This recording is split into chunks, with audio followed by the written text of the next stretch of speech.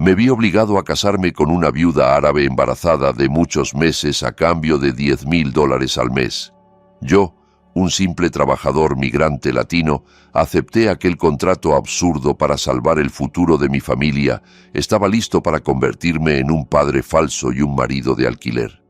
Pero en la noche de bodas jamás imaginé lo que ella haría. Al final, descubrí que yo, Marcos, era mucho más importante de lo que creía. Quizá mi cuerpo estaba en Arabia Saudí, en esta tierra seca y polvorienta, pero mi alma seguía en mi pueblo, entre los campos verdes y húmedos donde crecí. Llevaba casi 2 meses trabajando allí como empleado migrante. Mi puesto era doble, jardinero y chofer de una casa tan lujosa que resultaba extraña a mis ojos y hasta a mi lengua. La mansión pertenecía a la señora Fátima, un palacio de estilo moderno y minimalista, rodeado por una valla altísima y cámaras de seguridad por todas partes. Fuera, el calor quemaba. Dentro, solo había silencio y el frío artificial del aire acondicionado. Mi rutina empezaba a las 5 de la mañana. Lo primero era tocar la tierra, el trabajo que mejor conocía. Cortaba el césped bermuda importado, regaba flores exóticas que jamás había visto en mi país y me aseguraba de que cada hoja estuviera limpia del polvo del desierto. Era el dueño absoluto de aquellos 1,000 metros cuadrados de jardín, y lo extraño era que allí, entre tierra y plantas, me sentía en paz. El olor a tierra húmeda y el aroma a jazmín que yo mismo cuidaba eran mi único recuerdo de casa fuera. Yo era Marcos, el jardinero de camisa raída y manos ásperas, pero cuando el sol empezaba a subir, tenía que transformarme. «Marcos, prepara el coche». La voz seca que salía del intercomunicador me atravesaba siempre igual. En ese momento cambiaba de papel. Dejaba el uniforme gastado y me ponía una camisa limpia, el pantalón de vestir y los zapatos lustrados. Las manos que acababan de sostener una pala pasaban a sujetar un volante de lujo. Me convertía en el chofer personal de la señora Fátima. La señora Fátima, a quien el resto del servicio llamaba simplemente Madame, era la definición misma de dignidad. Tenía ya 55 años, una viuda rica cuyo marido había muerto 2 años atrás.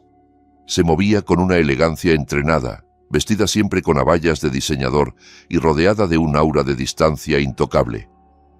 Por los murmullos en la cocina yo sabía que era muy respetada en los círculos de la élite de la ciudad. Su imagen era impecable, elegante, honorable, generosa y totalmente ajena a los chismes. Casi no hablábamos. Cuando lo hacía, era únicamente para dar instrucciones, al evento benéfico, al centro comercial de las boutiques. «Espera aquí, Marcos». Sus ojos se mantenían fijos al frente o en la pantalla del teléfono. Dentro del coche éramos 2 mundos separados por un simple asiento y un abismo de clase social imposible de medir. Sin embargo, en los últimos días, algo había cambiado. El silencio habitual se sentía más denso y su mirada, muchas veces perdida, parecía sostener un peso insoportable. Empecé a verla como algo más que una mujer elegante. Era elegante y estaba tensísima. Una mañana, mientras podaba unas rosas cerca de la ventana del salón principal, escuché su voz. No sonaba fuerte, pero sí cargada de presión. Dejé las tijeras en el aire. Fátima hablaba en árabe, rápido, con la voz entrecortada por pequeños sollozos. «No sé a dónde se fue», decía. «Ha desaparecido. Javier va a destruirme por esto». Hubo un silencio largo, seguido de una respiración entrecortada. «Sí, sé el riesgo, pero ya no se trata solo de mi reputación. Esto ya ha pasado. Estoy embarazada». La pala casi se me cayó de la mano. Embarazada. La señora Fátima, la viuda rica, respetada por todos. El misterio me envolvió como el polvo del desierto. ¿Quién era él? ¿Quién era Javier? ¿Cómo era posible que aquella honorabilidad tan alta como el cielo estuviera a punto de derrumbarse por algo tan humano y tan básico? El silencio con el que ella solía rodearse ahora me parecía un muro frágil, listo para venirse abajo en cualquier momento. Reanudé el trabajo fingiendo ser sordo. Sabía que oír secretos en aquella casa era tan peligroso como acariciar una serpiente. Esa tarde, cuando acababa de terminar de limpiar el coche, sonó de nuevo el intercomunicador. Esta vez su voz era distinta, baja, casi suplicante. «Marcos, deja lo que estás haciendo. Ven a verme adentro, ahora». El corazón me comenzó a golpear el pecho. Era la primera vez que me pedía entrar sin que fuera por motivo de conducir o de una tarea doméstica. Me quité los guantes de trabajo. Intuía que lo que estaba a punto de decirme cambiaría mi vida. No sabía si para bien o para mal.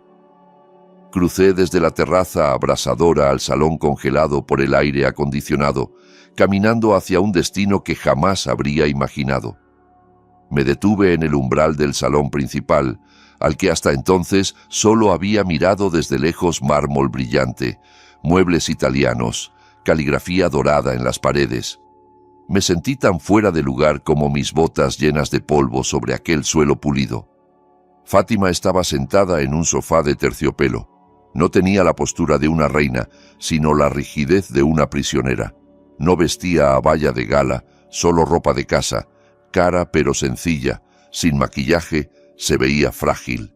Las arrugas alrededor de los ojos se marcaban sin piedad, y estos estaban rojos por el llanto. «Siéntate, Marcos», dijo con voz ronca, señalando una butaca frente a ella. Me senté en la orilla, rígido, con las manos entrelazadas. Permanecimos en silencio un buen rato. Solo el tic-tac de un viejo reloj de pared llenaba la habitación. «Sé que quizá escuchaste algo esta mañana», empezó al fin, mirándome con intensidad. No con juicio, sino como si quisiera pesarme, decidir si era una amenaza o una salida. «Perdón, señora, yo solo estaba concentrado en las rosas», respondí, tratando de ser honesto y de esquivar problemas. Fátima esbozó una sonrisa irónica, una sonrisa que no alcanzó sus ojos. «No finjas ser tonto, no cambia nada. Has oído lo suficiente». Tomó aire, como reuniendo los restos de su valor. «Estoy embarazada». Esa confesión salió como un susurro que dolía. Y ese hombre se fue. Desapareció del mapa. Como si yo fuera una pesadilla que quiere olvidar. Me quedé mudo. Imaginé la devastación de una mujer tan fuerte como ella. Su embarazo no era solo un asunto íntimo. Era una bomba a punto de explotar todo lo que había construido. «Soy viuda», continuó. «Mi reputación, el buen nombre de mi difunto esposo, la fundación benéfica, mi círculo social, todo se sostiene en esa imagen de pureza. Si esto se sabe, la gente me señalará como una vieja promiscua.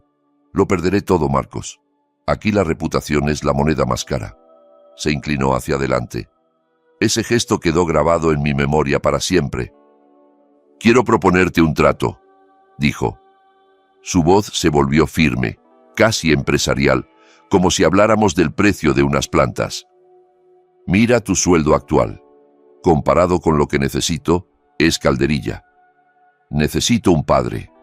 Necesito a alguien que pueda presentar como justificación respetable a alguien con quien casarme oficialmente delante de todos para que cuando nazca este bebé nadie se atreva a acusarme. Señora...» Traté de interrumpir descolocado. «¿Se refiere a mí?» «A ti sí. Eres un trabajador migrante, un extranjero. No tienes conexiones peligrosas y, sobre todo, necesitas el dinero desesperadamente. Escucha bien, Marcos. Te casarás conmigo. Haremos una boda lujosa, con testigos importantes. De cara al público, serás mi marido legítimo y el padre del niño». Entonces dijo la cifra que hizo que la sangre se me quedara helada. «Te pagaré $10,000 al mes». $10,000. Aquella cifra flotó en el aire, enorme, irreal. Con ese dinero podía saldar todas las deudas de mi familia, construir una casa digna, pagar los estudios universitarios de mis hermanos. No era solo dinero, era libertad. «A cambio», prosiguió, «serás mi esposo ante los demás. En la casa seguiremos siendo señora y empleado. No habrá contacto físico, no habrá intimidad. Es un contrato. Tú haces tu papel, yo te pago. Guardas el secreto sobre el verdadero padre de este bebé, y tú y tu familia jamás volverán a pasar necesidad. Bajé la mirada hacia mis manos, hacia mis uñas llenas de tierra. Era como venderme, vender mi dignidad de esposo. Saqué la cartera y vi la foto de mi madre. Imaginé las lágrimas de alegría de mi padre cuando por fin pagáramos todo. Pensé en el futuro que podría darles a los míos. Allí, mi orgullo valía lo mismo que mi camisa gastada. En mi pueblo, ese dinero sería la dignidad de toda la familia. La lucha interna fue brutal, como si dentro de mí se debatieran la vida y la muerte. Tras un silencio que se me hizo eterno, levanté la cabeza y miré a Fátima a los ojos, ahora llenos de una esperanza aterradora. «Acepto, señora», murmuré, «seré su marido de mentira». Ella soltó un suspiro larguísimo, como si le quitaran un peso del pecho. Volvió a ser la Fátima rígida de siempre, pero en sus ojos brillaba una resolución fría. «Bien, desde ahora ya no somos solo señora y empleado. Somos socios. Mañana empezará nuestra función. La discreción es la clave. Nadie allá afuera puede saber que esto es una farsa». Cuando salí de la habitación supe que acababa de venderme a una jaula de oro. Técnicamente ya era rico, pero también acababa de firmar el contrato más complicado y doloroso de mi vida. Esa noche no dormí. No probé bocado. Me quedé sentado en el borde de la cama estrecha del cuarto de empleados, pensando en esos $10,000, en la libertad, en el lujo, en mi familia. Tomé mi viejo teléfono, el único puente con casa, y llamé a mi madre. Se me quebró la voz cuando me contó que el techo de la casa se había desplomado con la última lluvia, que mi hermana había tenido que dejar la universidad por falta de dinero. «Tenga paciencia, mamá», le dije, obligándome a hablar firme. «Marcos va a mandar mucho dinero muy pronto, muy pronto». Al escuchar el peso que cargaban, todas mis dudas éticas se encogieron. ¿Qué importaba una mentira pequeña comparada con la posibilidad de cambiarles la vida? Si ser el marido falso de Fátima era el precio de salvar a mi familia, lo pagaría. Sería el mejor actor que hubiera existido. A la mañana siguiente me llamó de nuevo. Esta vez Fátima estaba tranquila, profesional. Era como si estuviéramos firmando una compraventa, no preparando una boda. «Estas son las reglas, Marcos», dijo, colocando una hoja gruesa sobre la mesa de mármol. «Puedes leerlas, pero no tendrás copia. Este matrimonio es una representación. Después de la noche de bodas, no compartiremos habitación. Tendrás acceso a todo lo que necesites: ropa, coche, tarjeta de crédito para mantener tu papel, pero no tendrás acceso a mí, ni física ni emocionalmente». Asentí. «Claro, señora», digo, Fátima. La lengua se me trabó al pronunciar su nombre sin título. Segundo, la identidad del verdadero padre es un tabú. No puedes preguntar, investigar ni siquiera teorizar delante de mí. Cuando nazca el niño, tu papel de padre falso terminará y hablaremos de un divorcio discreto. Pero hasta entonces, tu persona será mi principal escudo. ¿Entendido? Entendido. Protegeré este secreto con mi vida, respondí. No exageraba. Ella tenía entre las manos la felicidad de mi familia. A partir de ese momento, los preparativos de la boda avanzaron como un huracán. Me llevaron de tienda en tienda por Dubái, a los establecimientos de ropa masculina más caros. Un sastre privado vino a casa a tomar mis medidas y hacerme túnicas blancas impecables, trajes y prendas formales que jamás habría soñado tener yo, que siempre había elegido solo uniformes de trabajo. De pronto tenía que escoger relojes de oro y zapatos de cuero italiano. En medio de tanto lujo me sentía un impostor.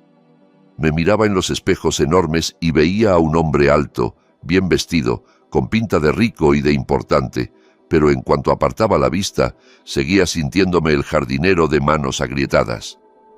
Era solo una máscara perfecta. Fátima se convirtió en la directora de nuestra obra.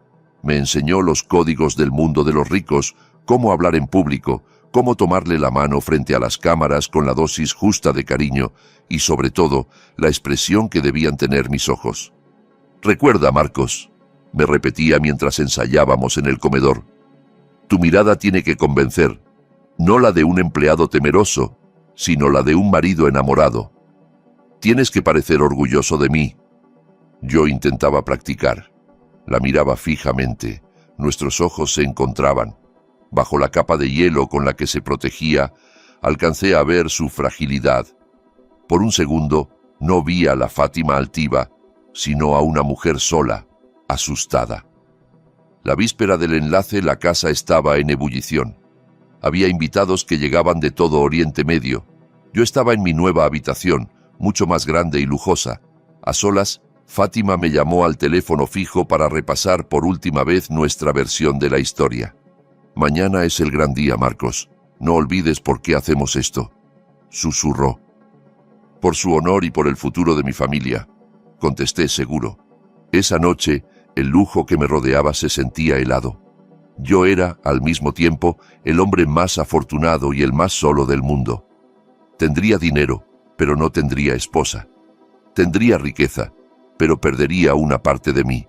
Mi mente estaba partida. Mi familia, allá, al fin estaría a salvo. Yo, aquí, sería una marioneta sobre el escenario. Solo podía desear que la farsa saliera bien. Mañana moriría Marcos el jardinero y nacería Marcos, el marido. El día llegó y me enfundé en la ropa más cara que había tocado mi piel.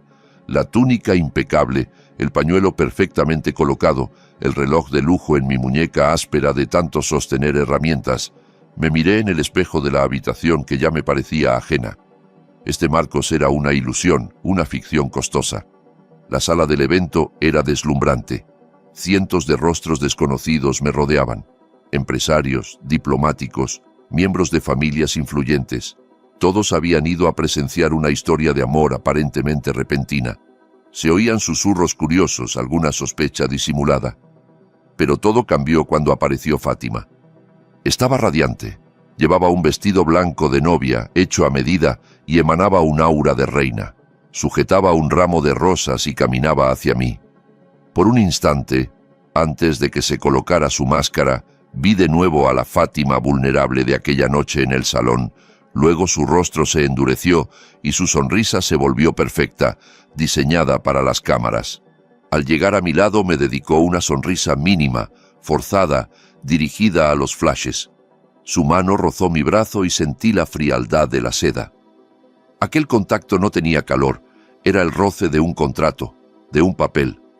La ceremonia religiosa fue rápida, delante de todos aquellos invitados importantes. Cuando llegó el momento de pronunciar el sí, hablé con firmeza, aunque mi corazón gritaba que aquella era la mentira más grande que había dicho en mi vida. No solo me casaba con ella, me casaba con su honor, con su estatus social. Me convertía en guardián de su mayor secreto. En la recepción tuve que actuar como un marido embelesado. «Sujeta su mano, Marcos, más suave, más tiempo», me repetía por dentro. Caminamos entre los invitados, ella aferrada a mí no por cariño, sino por necesidad. Noté lo frágil que era su cuerpo bajo las capas de tela. Sonreía, asentía, llamaba a la gente por sus nombres árabes que yo jamás lograba recordar. Éramos la pareja perfecta para todos. Una mujer mayor, cubierta de joyas, se acercó. «Felicidades, querida. Hacen una pareja encantadora», dijo, entornando los ojos con malicia. No imaginé que Fátima encontraría el amor de nuevo tan pronto. «Y tú, joven, debes de ser un hombre muy especial». Fátima contestó con dulzura ensayada. «Alhamdulillah, tía. Marcos ha sido una bendición inesperada. Me ha traído felicidad y estabilidad. Yo debía rematar el cuadro». La miré, forzando la expresión de orgullo que habíamos practicado 1000 veces. «Fátima es una mujer extraordinaria», dije en árabe con voz segura. «Soy muy afortunado de estar a su lado. Mi actuación fue tan convincente que incluso a mí me sorprendió». Al terminar la fiesta la acompañé al coche. Abrí la puerta y cuando la cerré fue como desmontar la escenografía. Dentro, sin público, las máscaras cayeron. Fátima se recostó en el asiento, exhausta. La felicidad fingida se le borró del rostro, reemplazada por un cansancio profundo. «Lo hiciste bien, Marcos», dijo sin mirarme. Era su primer elogio, aunque sonó más a evaluación que a felicitación. «Gracias, Fátima», respondí, usando el nombre que habíamos acordado cuando estuviéramos solos. El trayecto de vuelta fue silencioso. Habíamos ganado la primera batalla, el mundo creía en nuestro amor, pero yo sabía que lo verdaderamente difícil aún no empezaba. Llegamos a la mansión pasada la medianoche. La misma opulencia de siempre ahora se sentía más opresiva. Habíamos escapado de las miradas ajenas, pero quedábamos atrapados en una casa llena de promesas falsas. Apagué el motor y la seguí sin decir nada, como una sombra. Fuimos hasta la habitación principal, que desde ese día sería nuestra habitación. Era más grande que toda mi casa en el pueblo, con un balcón que daba al jardín que yo mismo cuidaba. Fátima se quedó en medio, inmóvil. Su vestido de novia parecía una armadura. Se quitó la tiara, la dejó sobre el tocador y se miró al espejo unos segundos. Yo me quedé cerca de la puerta, sin saber qué hacer. ¿Ofrecerle ayuda? ¿Sería romper el contrato? «Puedes cambiarte de ropa, Marcos», dijo sin volverse. Su voz sonaba plana, vacía. Toda la emoción del día se había evaporado. Fui al baño y dejé el traje, cambiándolo por una camiseta y un pantalón de tela, mucho más cómodos.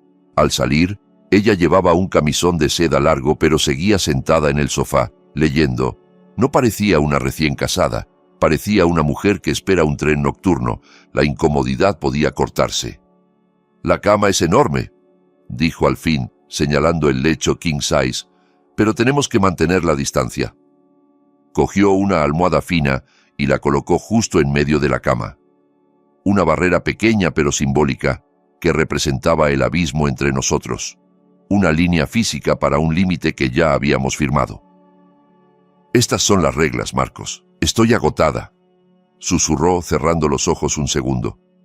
Asentí en silencio. Fui hacia el lado del colchón más cercano a la ventana. Al tumbarme miré el techo altísimo. Era el colchón más cómodo que había probado, pero sentía como si durmiera sobre espinas. A mi lado yacía por ley mi mujer, una mujer embarazada del hijo de otro que me pagaba una fortuna para que durmiera a su lado sin tocarla. Guardamos silencio. Quise decir algo, preguntarle si estaba bien, romper el aire espeso que nos rodeaba, pero me dio miedo sobrepasar las fronteras, olvidar que no era más que un actor pagado. Pasaron unos minutos y Fátima se dio la vuelta, dándome la espalda. «Duerme, Marcos», dijo bajito. «Mañana volverás a ser chofer y marido. Esto es un negocio. Recuerda, solo somos dos desconocidos que comparten cuenta bancaria y dirección». Aquellas palabras, dos desconocidos, me golpearon con la fuerza de la realidad. Todo ese lujo, todas esas promesas para mi familia, estaban compradas a costa de la intimidad, de la verdad, del calor humano. Tenía dinero, pero no tenía vínculo. Compartía cama con mi esposa y sentía que estábamos a miles de kilómetros. No había caricias ni susurros, solo dos cuerpos tensos separados por una almohada que era como una muralla. Cerré los ojos e intenté dormir. Me obligué a pensar en mi familia. «Es por ellos, Marcos. Recuerda por qué estás aquí». La noche pasó en un silencio absoluto. Desde entonces supe que mi vida se había partido en dos. Marcos, el hombre rico y respetable en público, y Marcos, el actor solitario detrás de la puerta de esa habitación de lujo. Al amanecer, cuando abrí los ojos, Fátima ya estaba en el balcón mirando hacia el jardín. Se giró. Sin rastro del pudor de la noche anterior, su máscara estaba de nuevo en su sitio. «Levántate, Marcos», ordenó con la voz de siempre. «Tengo una reunión esta mañana. Tenemos que estar listos para el papel de hoy». Después de esa noche, nuestra vida volvió a una especie de punto cero, pero más absurda. Teníamos una rutina doble. Detrás de las puertas cerradas, yo seguía siendo el trabajador. Delante del mundo, era el marido. El día empezaba con sigilo. Me levantaba despacio para no despertarla, iba al baño de servicio y me ponía de nuevo el uniforme de jardinero, aún impregnado de tierra y sudor. A las 6 de la mañana ya estaba en el jardín, con la manguera en la mano, regando el césped perfecto, el contacto con la pala, la podadora, el olor de la tierra húmeda. Todo eso era mi terapia. Allí podía ser yo mismo, Marcos, el hombre que se ganaba el pan con esfuerzo honrado. Allí no había que fingir ni sonreír de mentira. Lo irónico era que ahora, mientras regaba, era un marido millonario cuidando su propio jardín. Los otros empleados, que antes eran mis compañeros, me miraban con una mezcla de respeto, confusión y envidia. Ellos no sabían que seguía cobrando un pequeño sueldo semanal por la jardinería, como dinero de bolsillo, mientras la gran cantidad, esos $10,000, eran el pago por una obra invisible. «Marcos, ya no tienes por qué hacer esto», me dijo un día Raúl, el mayordomo más veterano. «Eres el marido de la señora Fátima ahora». Yo solo sonreí, tieso. Me gusta sudar, Raúl. No me gusta estar sin hacer nada. A las 10 de la mañana comenzaba la transformación. Me duchaba, me ponía la ropa cara y me plantaba recto junto al coche de lujo. El jardinero se guardaba y aparecía el marido. «Prepara el coche, Marcos. Tengo que ver al abogado de mi difunto esposo», ordenaba ella. En cuanto cruzábamos la puerta de la mansión, todo cambiaba. Yo le abría la puerta del coche, la sostenía hasta que ella se sentaba con elegancia. Dentro no era solo chofer. A veces debía preguntarle en voz alta cómo había dormido. Cariño, por si había oídos indiscretos. En los lugares exclusivos caminaba siempre un paso detrás, pero lo bastante cerca como para sostenerla, sobre todo ahora que su vientre empezaba a notarse. Le cargaba las bolsas de compras, sonreía a sus amigos, asentía a todo lo que decía. Llegué a ser un experto en la farsa. Sabía inclinar apenas el cuerpo hacia ella para parecer íntimo. Sabía poner la mano en la parte baja de su espalda al pasar entre la gente, un gesto de cariño y posesión completamente falso. Mi mirada estaba bien entrenada para irradiar orgullo, como si Fátima fuera un tesoro que yo hubiera encontrado. Pero detrás de todas esas sonrisas había un vacío. En el coche casi no hablábamos, salvo para indicaciones. Cada uno se refugiaba en su silencio. Era como si las máscaras descansaran en los asientos, esperando la siguiente función. Yo era el chofer, ella, la señora, dos actores esperando el próximo acción. Esa contradicción me partía el alma. Mientras limpiaba a escondidas una mancha de barro de mis zapatos caros en el baño de un restaurante de lujo, recordaba mis manos cubiertas de tierra al amanecer. Era el mismo hombre, pero un contrato me prohibía serlo. Rico en los papeles, pobre por dentro. En Fátima veía otra batalla. Su papel de embarazada feliz era un suplicio. La presión por mantener su imagen perfecta era tan fuerte que a menudo se la veía pálida, con jaquecas, luchando contra las náuseas.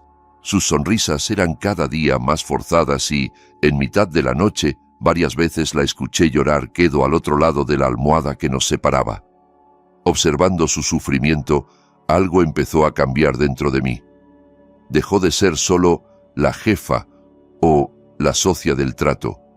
Empecé a verla como una mujer acorralada y en medio de aquella doble vida silenciosa, con papeles falsos y una distancia que no cedía, comencé a preguntarme si de verdad aquellos $10,000 al mes valían la pérdida de mi identidad. ¿La estaba ayudando realmente o solo prolongaba su tormento? Pasaron algunas semanas y nuestra farsa se volvió casi perfecta. Yo era la sombra ideal de Fátima. Un marido atento en público que nunca cruzaba la línea en privado. Funcionábamos como una máquina de teatro precisa y eficaz. Una tarde acudimos a un evento benéfico de la Fundación de Fátima, un acto crucial para su reputación. Estaban todos los rostros influyentes de la ciudad. Ella debía mostrarse fuerte, feliz e intocable. Vestía un elegante vestido de noche, su vientre ya algo más abultado, y a pesar de su belleza, podía ver el sudor frío en sus sienes. La presión era enorme. Yo llevaba un traje hecho a medida. Mi mano reposaba sobre la parte baja de su espalda en ese contacto pactado. Charlábamos con un jeque conocido cuando se acercó una socialité llamada Leticia, famosa por su lengua afilada y sus rumores crueles. Sonreía, pero sus ojos recorrían a Fátima de arriba abajo. «Fátima, estás radiante», dijo con un tono demasiado dulce. «Un matrimonio tan repentino, ¿eh? Siempre supiste sorprendernos. ¿Y tu marido?» Me miró con fingida sorpresa. «No sabía que os conocíais desde hace tanto. Eso explicaría lo rápido que habéis anunciado esta buena noticia». Su pregunta era veneno envuelto en azúcar. Insinuaba que yo era un amante de antaño al que ahora habían dado un papel oficial para tapar el embarazo. El rostro de Fátima se tensó. Su sonrisa titubeó. «Por supuesto, Leticia», empezó tratando de seguir el guión. «Nosotros...». Antes de que pudiera continuar con la mentira ensayada, mis instintos se adelantaron al texto. Sentí una necesidad visceral de protegerla. Estaba harto del juego sucio de aquella élite que solo vivía de chismes. Di un paso al frente, apreté la mano de Fátima que temblaba ligeramente. «Sí, nos conocemos desde hace bastante», dije en árabe, con voz grave, lo bastante alta como para que nos oyeran los que estaban cerca. «Pero el amor no mira el reloj, señora Leticia». Cuando vi a Fátima, no vi solo la riqueza que todos ustedes ven, vi su bondad, la fuerza de su alma y el deseo de sentirse amada de nuevo después de una gran pérdida. Cuando el amor llama, no lo haces esperar, lo recibes. Miré a Fátima y por primera vez mi mirada no era una actuación. Me sentía realmente orgulloso de estar defendiéndola. «Sabemos de lo que habla la gente», continué volviendo la vista a Leticia. «Pero para nosotros lo único importante es nuestra felicidad. Y como su esposo, prometo proteger el honor de Fátima y de nuestro hijo por encima de mi propia vida». Leticia se quedó helada. No esperaba que aquel marido recién llegado tuviera el valor y la elocuencia para contestar así. Terminó esbozando una sonrisa falsa y se alejó, derrotada. Cuando se hubo marchado, Fátima retiró lentamente su mano de la mía. No dijo nada al principio. La sala volvía a llenarse de murmullos y risas. «¿Por qué has dicho eso?», susurró al fin con una mezcla de sorpresa y algo más en la voz, quizá admiración. «Era lo que necesitabas que escucharan», respondí intentando volver al papel de actor. «No», negó mirándome fijamente. «Has ido más allá del guión. Tus palabras han sonado reales. Has hablado de mi bondad como si de verdad la vieras». En su mirada había confusión. Esa noche algo se movió entre nosotros. Al defender su imagen, ya no estaba solo cumpliendo un contrato. Había actuado por impulso, para protegerla a ella, la mujer. Y en ese gesto, sin pretenderlo, le había mostrado al jardinero sincero que se escondía debajo de mi traje. Por primera vez desde la boda, la tensión entre nosotros se suavizó. La cercanía que mostrábamos de cara al público sin querer se acercó a una verdad emocional que ninguno de los dos esperaba. Tras el incidente con Leticia, la dinámica cambió ligeramente. Fátima se volvió un poco más suave, menos comandante. En el coche, a veces rompía el silencio con preguntas pequeñas. «¿Cómo está tu familia allá?», o «¿te gustan las rosas damascenas que plantaste?». Aunque las conversaciones eran breves y torpes, sentía que empezaba a verme como a una persona y no solo como a un escudo viviente. Sin embargo, la calma no duró mucho. Una tarde, mientras organizaba unos papeles de envíos en el despacho, oí un ruido sordo de cristal roto que venía del jardín. Corrí y encontré a Fátima junto a la piscina, mirando al suelo con una expresión de shock. En el mármol había una piedra envuelta en un paño negro. Dentro, un papel doblado. «¿Qué ha pasado, Fátima?», pregunté, acercándome. Fui a coger el paquete, pero ella apartó mi mano bruscamente. «No lo toques», gritó, con una histeria que nunca le había visto. Retrocedí sorprendido. Fátima tomó el papel con manos temblorosas y lo abrió. Sus ojos recorrieron las líneas. Cuanto más leía, más se le desvanecía el color del rostro. «Marcos», susurró mirándome con auténtico terror. «Nunca se lo dije a nadie. Nadie. Solo tú y yo lo sabemos». «¿Qué dice?» Di un paso más. Esta vez no podía limitarme a observar. Arrugó la hoja con fuerza. Las lágrimas empezaron a brotar. «Habla del padre del bebé. Sabe que estoy embarazada. Sabe que tú no eres el padre y...» Tragó saliva. «Me amenaza con contárselo a la prensa mañana mismo si no confieso mi pecado y pago una suma de dinero». Apreté los puños. Era una carta anónima. Un chantaje. Miré alrededor. La valla alta, las cámaras. No parecía posible lanzarla desde fuera. «¿Viste a alguien?», pregunté. «Con esta seguridad, debe de ser alguien muy cercano a la casa. Alguien que conozca nuestros horarios y los huecos del sistema». «No, nadie», respondió jadeando. «Tiene que ser alguien de aquí, alguien que sabe demasiado». Entonces me señaló con el papel arrugado. «¿Has sido tú? ¿Has roto el contrato? ¿Quieres más dinero?». La acusación me atravesó. Después de todo lo que había hecho por defenderla, seguía viéndome como a un sirviente ambicioso. «Basta, Fátima», dije alzando la voz por primera vez. «Estoy aquí porque tú me pagas, sí. Pero si se descubre tu secreto, yo también pierdo. Me echan, tu mundo se derrumba y mi familia también. Si hubiera querido más dinero, habría ido directamente a ti, no a mandar una nota anónima». Su expresión cambió. Entendió que había sido injusta. El miedo retrocedió un poco, dejando sitio a un pánico más amplio. «Entonces, ¿quién?», murmuró dejándose caer en un sofá exterior. «¿Quién sabe todo esto?».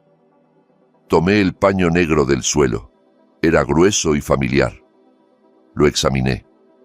Reconocí el tipo de tela. Era como la que usaba una empresa de catering exclusiva que atendía los eventos de la élite, incluidos los nuestros.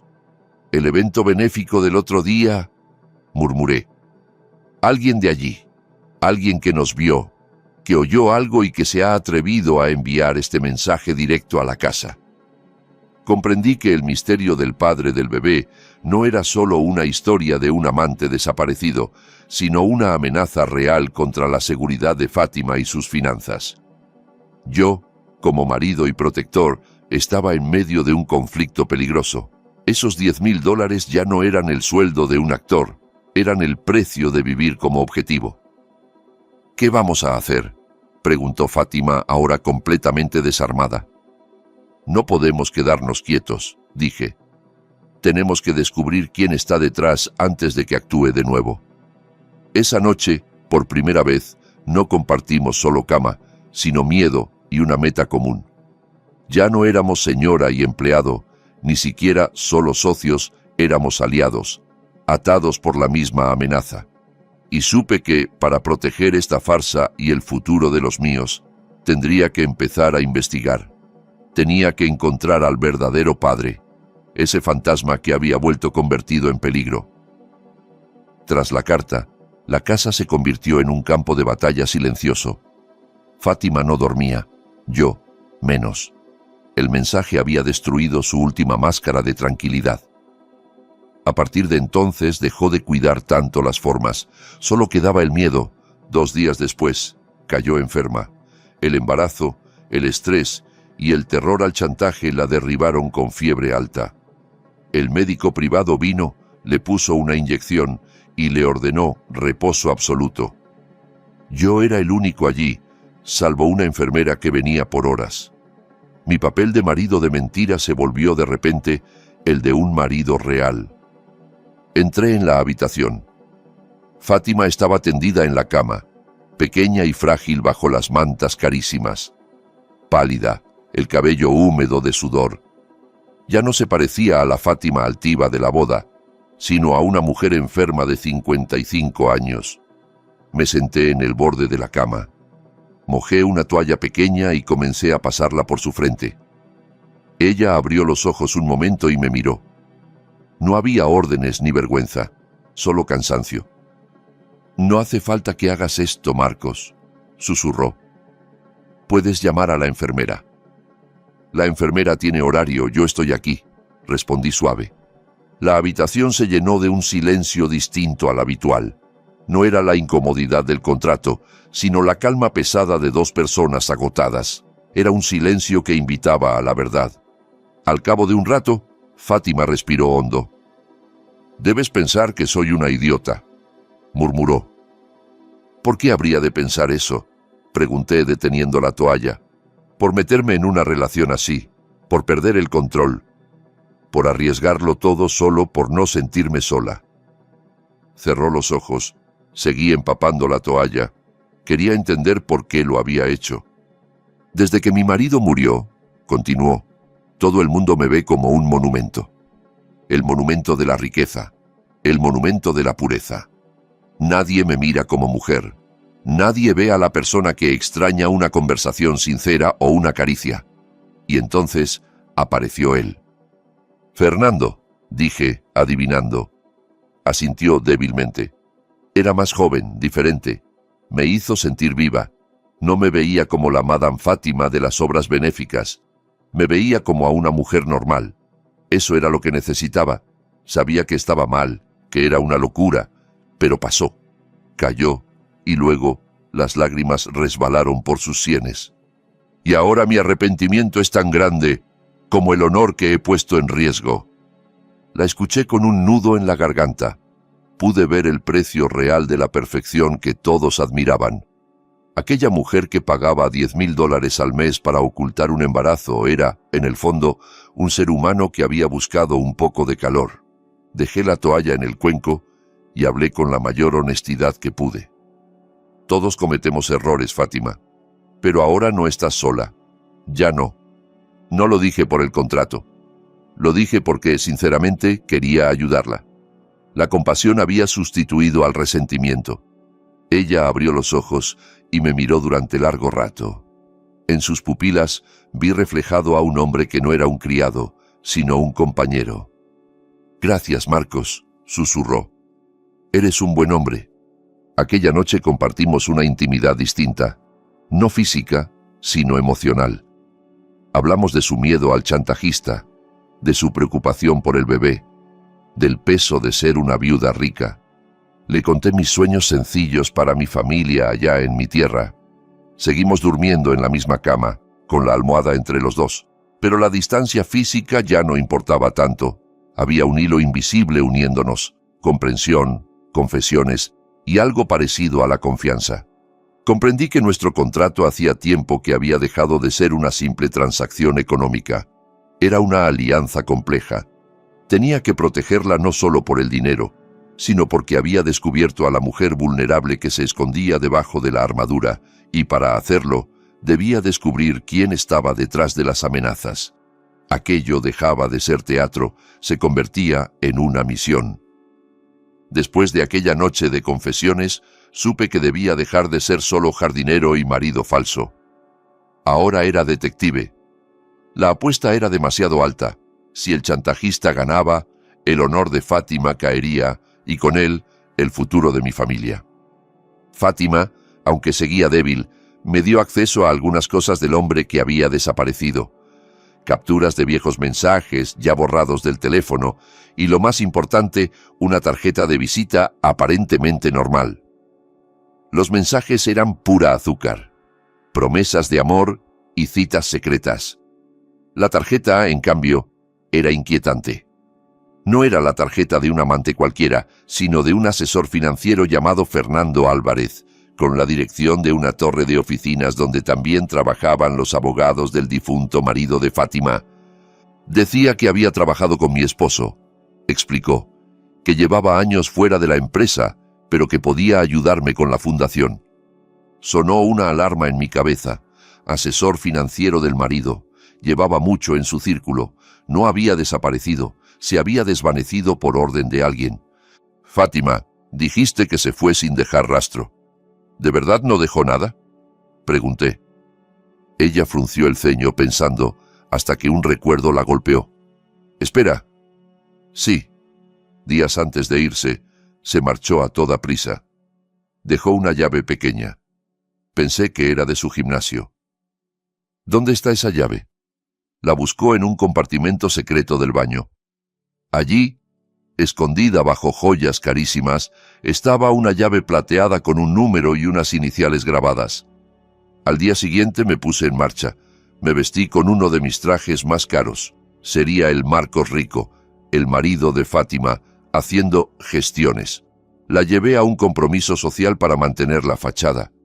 Cuando la vi rodeada de gente, le dije que debía ir a recoger unos documentos. Con mi teléfono nuevo busqué las siglas que tenía la llave.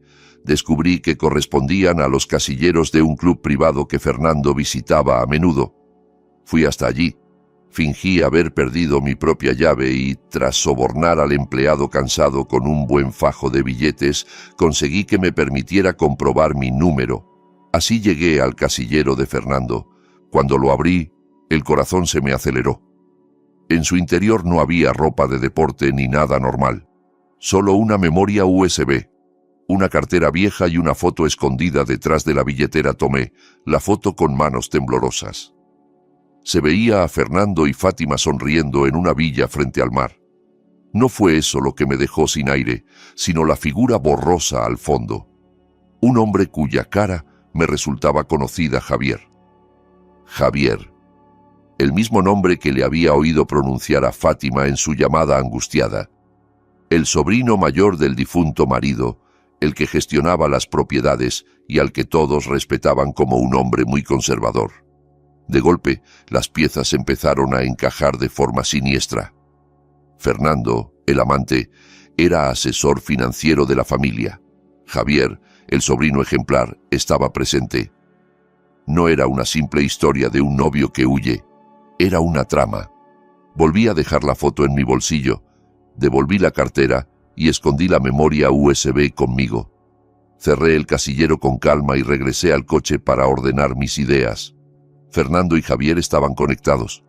¿Y si Fernando no se había ido por voluntad propia? ¿Y si lo habían echado amenazándolo? ¿Y si el chantajista no era Fernando sino Javier, queriendo tapar sus propios movimientos?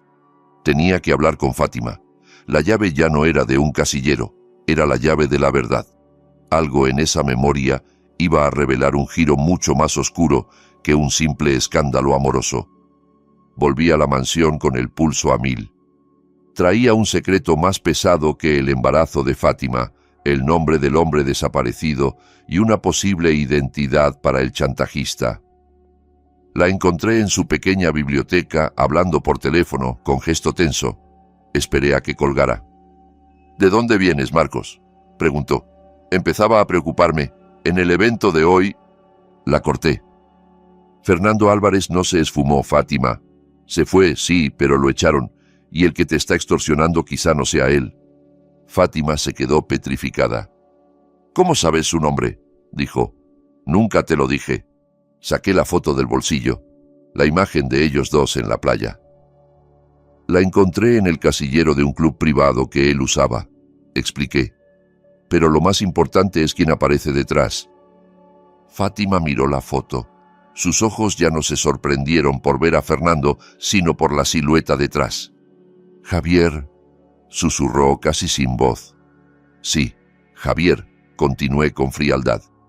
«El sobrino intachable que gestiona las propiedades, el hombre devoto, el salvador de la reputación familiar. Yo lo oí cuando hablaste con él después de la primera amenaza, ¿recuerdas? Saqué la memoria USB y la conecté al portátil. Probé a poner como contraseña la fecha de nacimiento de Fátima. Funcionó.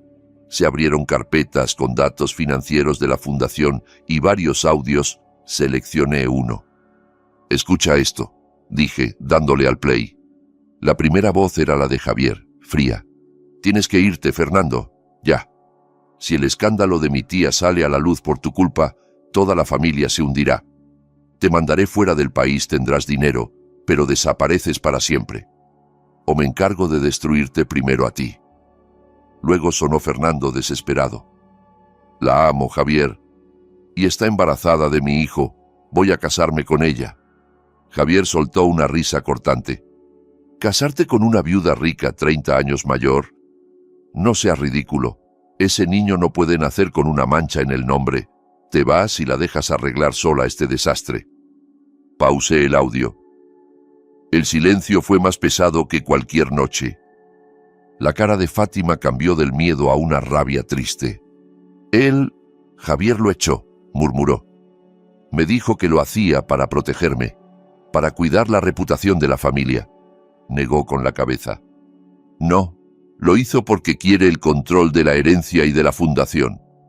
Sabía que si mi imagen se manchaba, yo perdería poder, y él podría quedarse con todo como pariente limpio.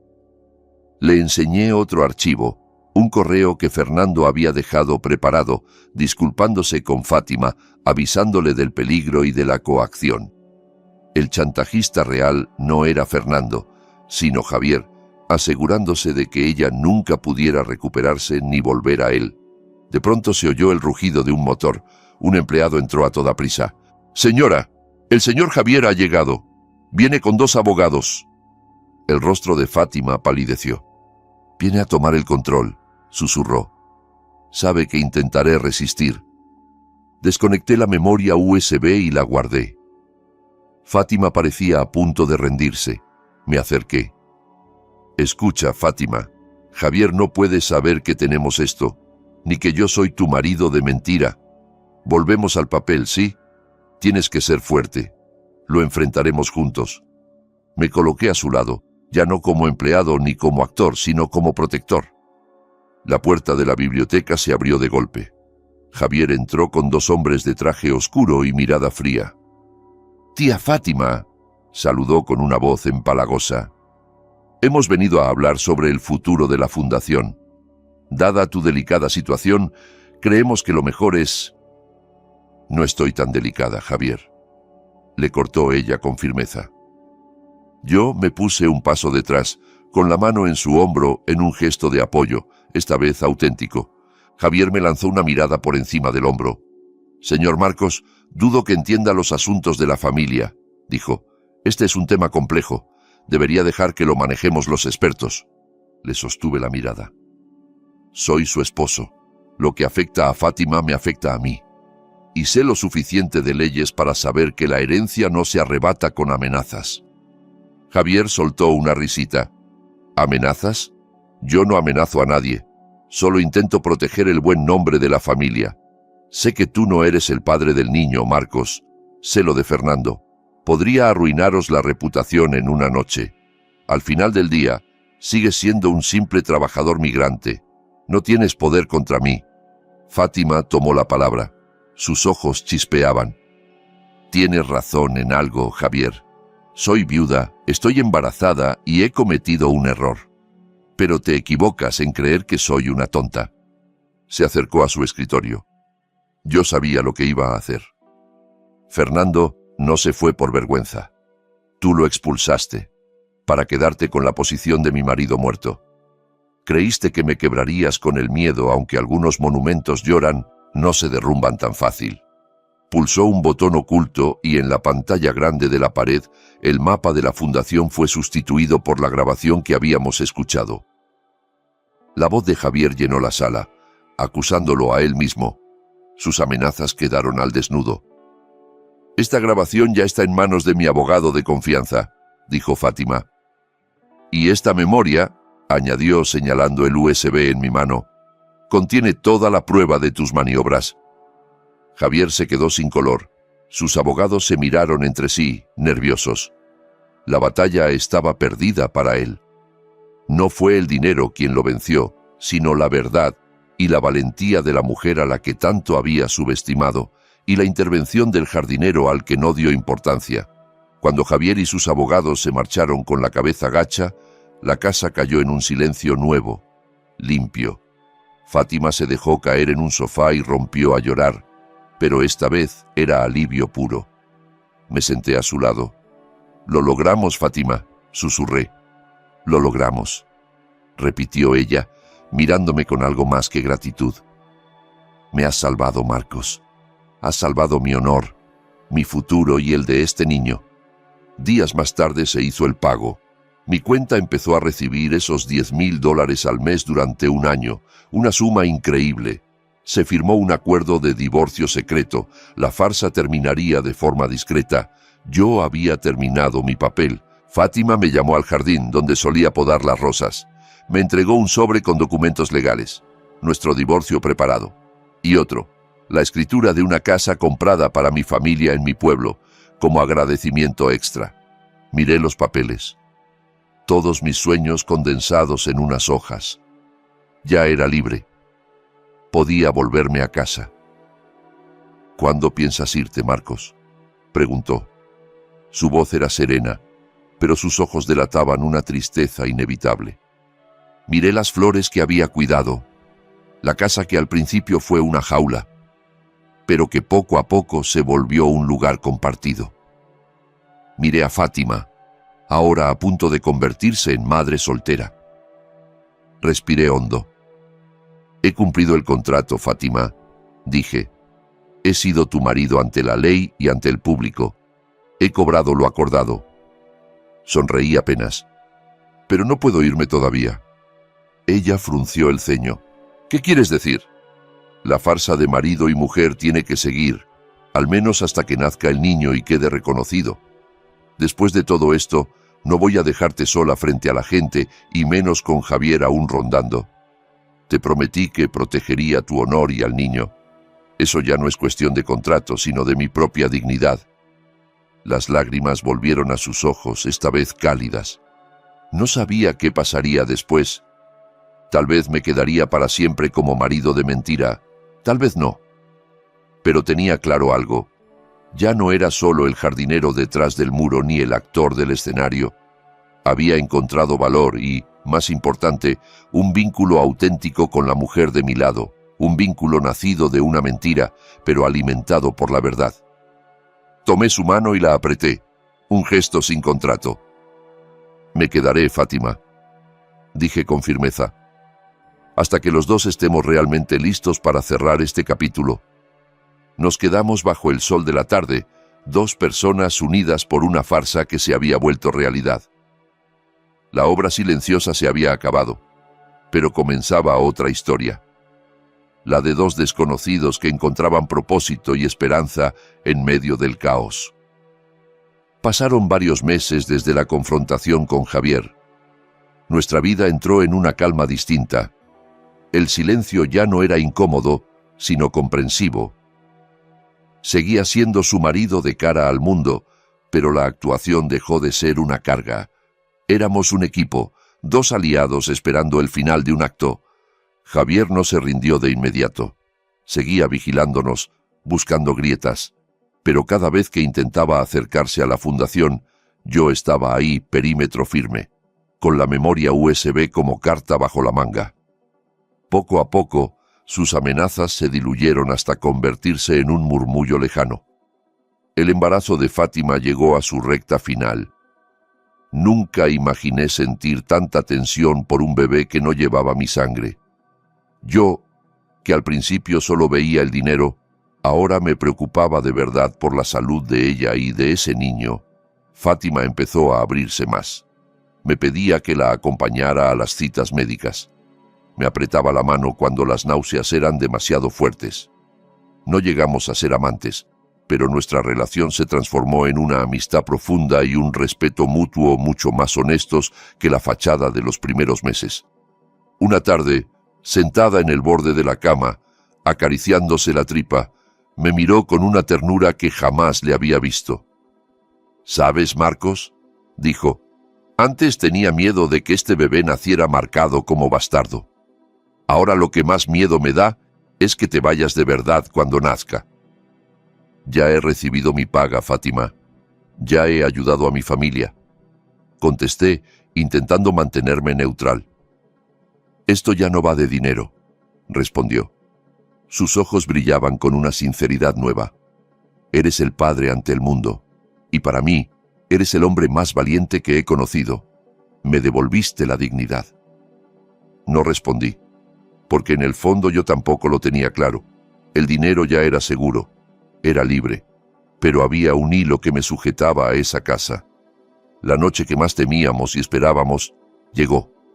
A medianoche, Fátima comenzó con contracciones fuertes. Fui yo quien la llevó al hospital, conduciendo como un loco, no como chofer, sino como marido desesperado. En la sala de partos me sujetó la mano con tanta fuerza que casi me la rompe. Gritó, lloró. Yo le secaba el sudor de la frente, susurrándole palabras de ánimo en mi español mezclado con árabe. Las enfermeras y el médico nos miraban con aprobación. Veían a un esposo entregado. Horas después, el llanto de un bebé llenó el quirófano. Un niño. Cuando la enfermera me lo puso en brazos, sentí un golpe de emoción que me desbordó. No era mi hijo biológico, pero sobre el papel lo era. Era pequeño, rojo, perfecto. Se lo entregué a Fátima. Ella lo abrazó, llorando sin freno. «Bienvenido, mi amor», susurró. «Mira, Marcos, nuestro hijo, al menos a ojos del mundo». Semanas más tarde hicimos una pequeña celebración. Los invitados se deshicieron en halagos hacia el padre cariñoso. Esa noche, cuando todos se fueron, nos sentamos en la habitación. El bebé dormía plácidamente en una cuna junto a la cama. Fátima me tendió los papeles de divorcio, listos y firmados por ella. «Ha llegado el momento, Marcos», dijo suavemente. «Yo ya estoy a salvo. Este niño también. Mi reputación está firme. Puedes volver con los tuyos. Te necesitan como el verdadero Marcos que eres, no como mi marido de mentira». Tomé la pluma. Todo estaba en orden. Solo faltaba mi firma. Miré al niño. Luego miré a Fátima, que parecía tranquila, aunque sus ojos seguían mostrando esa soledad que ya conocía. Sostuve la pluma varios minutos. Al final, la dejé sobre la mesa. «No puedo firmar esto, Fátima», dije. Ella se estremeció. «¿Por qué?» «No tienes que preocuparte por el dinero. No es el dinero. El contrato se cumplió, sí. Pero no puedo abandonar a este niño que legalmente es mi hijo. No puedo dejarte sola frente a Javier ni frente a la sociedad. No puedo soltar este papel, Fátima, porque este papel me hizo ser mejor hombre». Le sonreí sinceramente. Puede que empezara como marido falso, pero no quiero acabar siendo un padre falso. Tomé los documentos de divorcio y los rompí despacio. El sonido del papel rasgándose me liberó. Me quedaré como tu marido. No del modo que los demás imaginan, quizá, pero me quedaré. Seguiré siendo el padre visible de este niño. Lo ayudaré a crecer. Seguiré siendo tu Marcos, en el papel que necesites. Fátima no respondió. Solo extendió la mano. Yo la tomé. Esta vez el gesto fue suave y lleno de promesas. Era el apretón de dos personas que habían atravesado el infierno y aún así elegían permanecer juntas en ese paraíso extraño que habían construido. Al final, encontré mi libertad no huyendo de la farsa, sino eligiendo quedarme dentro de ella, transformando el papel inventado en una responsabilidad real. Yo, Marcos, el jardinero, empezaba una vida nueva como marido y padre de un secreto del que me sentía orgulloso, y por primera vez no me sentía ni actor ni esclavo del contrato, sino dueño de mi decisión.